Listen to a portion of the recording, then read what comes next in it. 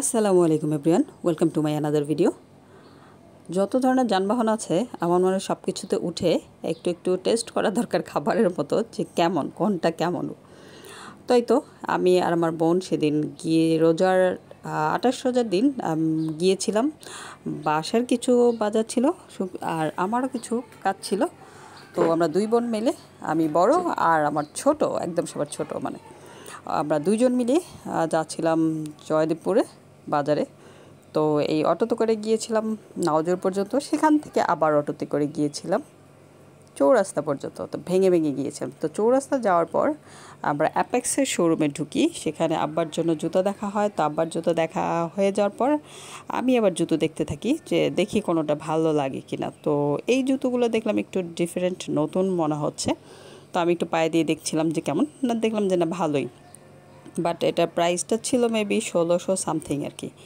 তো নর্মাল একটা স্লিপার ভাবলাম এত প্রাইস, তো বললো এগুলা ডক্টরের অ্যাডভাইস করা যেই শুগুলো হয় ওই ধরনের শু এটা।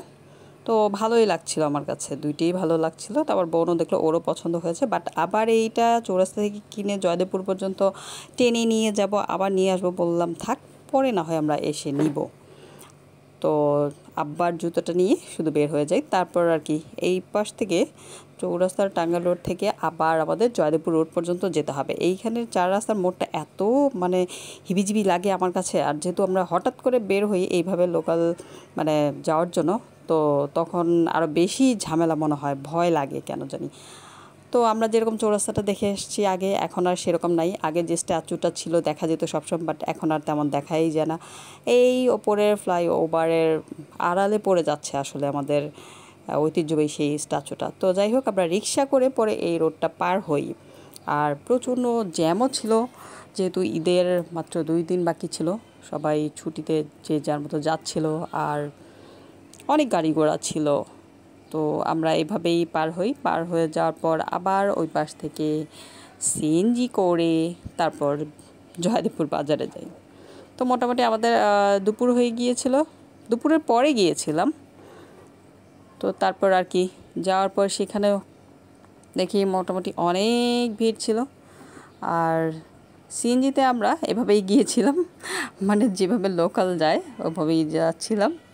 তো এইভাবে আমার কাছে ভালোই লাগে, মাঝে মাঝে এনজয় করা যায়। তো এই তো ট্রেনের ওপরে মানুষ বসে যাচ্ছিল, যার যার নারীর টানে, শেকড়ের টানে দেশের বাড়িতে। তো আমরা যখন নামি তখনই দেখি যে ট্রেনটা যাচ্ছিলো, তো আমি একটু ভিডিও করি। আর এইখানে যে স্ট্যাচুগুলো, এটা হয়েছে রিসেন্টলি মেবি 1-1.5 বছর হবে, আমি এইবার নিয়ে সেকেন্ড টাইম দেখলাম আর কি।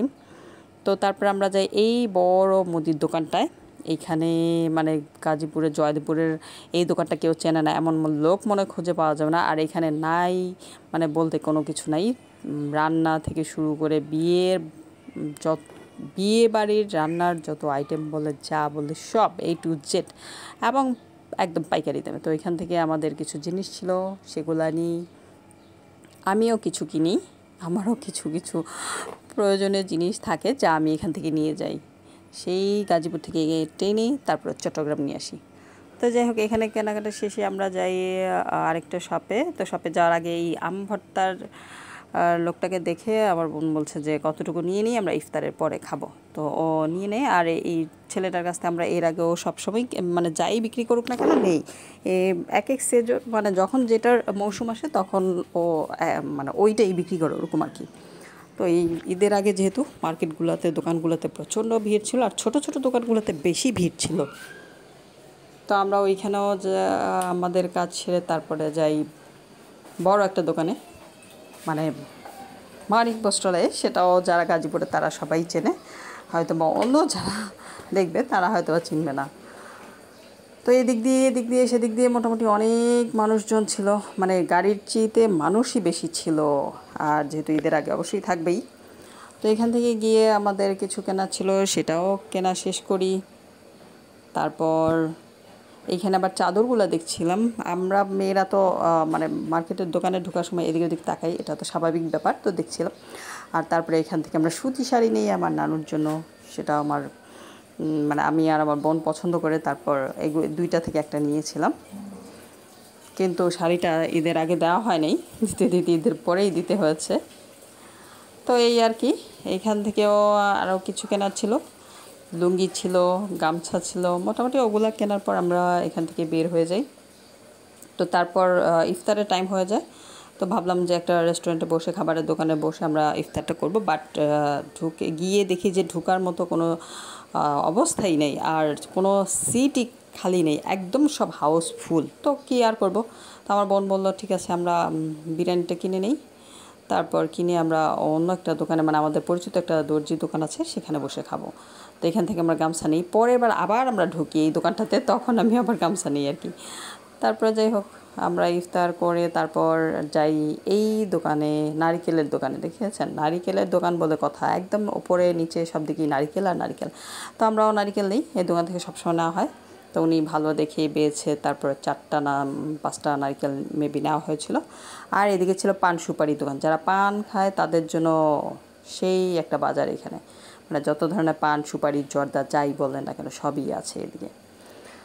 তো এদিক থেকে আমাদের কেনাকাটা শেষে তারপর আমরা একটা সিএনজি নিই, এই আমাদের বাজার। আর সিএনজিতে পুরা হাউসফুল, একদমই টোটাল, কোনো মতো বসেছিলাম মনে হয়, যে আমাদের বসারই কোনো ছিল না। আমার ছেলের জন্য ডাইপারও নিতে হয়েছে অনেক খুঁজে খুঁজে, যখন যেটা নিই তখন সেটা পাই না, এটাই হচ্ছে একটা সমস্যা আমাদের দেশীয় প্রোডাক্টের। দেখা যায় একটা ইউজ করে ভালো লাগে, তো ওইটা খুঁজি, তখন আর পরে আর পাই না, দেখে ওইটা স্টক আউট হয়ে যায়। তো এই তো বাসায় আসার পর সব নামানোর পর এই অবস্থা। তো কেমন কেনাকাটা করেছি বুঝতেই পারছেন। তো এই আর কি, ভালো লাগলে অবশ্যই আমাদের পেজটা ফলো করবেন। আল্লাহ হাফেজ।